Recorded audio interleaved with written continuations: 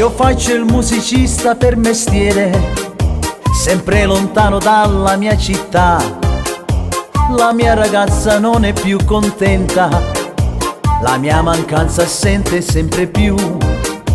Per dare vita ancora al nostro amore, da più di un anno si è messa a studiare uno strumento veramente raro, e a forza insieme a me lo vuoi suonare.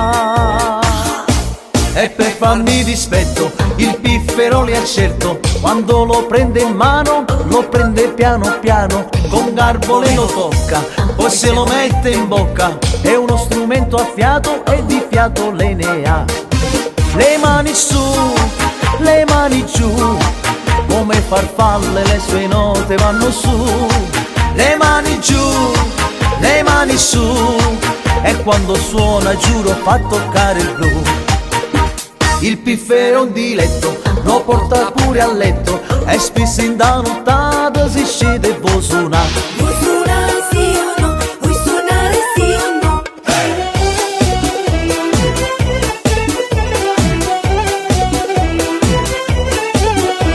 La mia ragazza adesso è assai contenta, perché sempre con me lei se ne sta. E quando impugna il piffero è maestra, ogni occasione buona può suonare.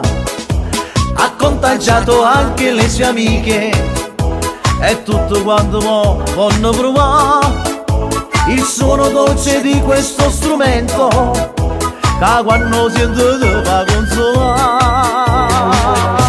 E per farmi dispetto il piffero l'ha scelto, quando lo prende in mano lo prende piano piano, con garbo le lo tocca, poi se lo mette in bocca. È uno strumento a fiato e di fiato le ne ha. Le mani su, le mani giù, come farfalle le sue note vanno su. Le mani giù, le mani su, e quando suona giuro fa toccare il blu. Il piffero è un diletto, lo porta pure a letto, e spesso in da nottata si scende e vuoi suonare. Vuoi suonare sì o no? Vuoi suonare sì o no?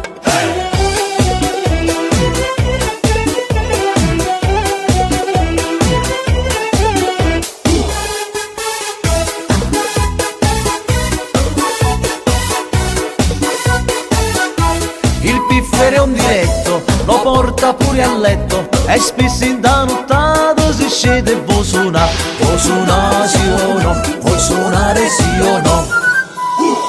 Ah, che suonata!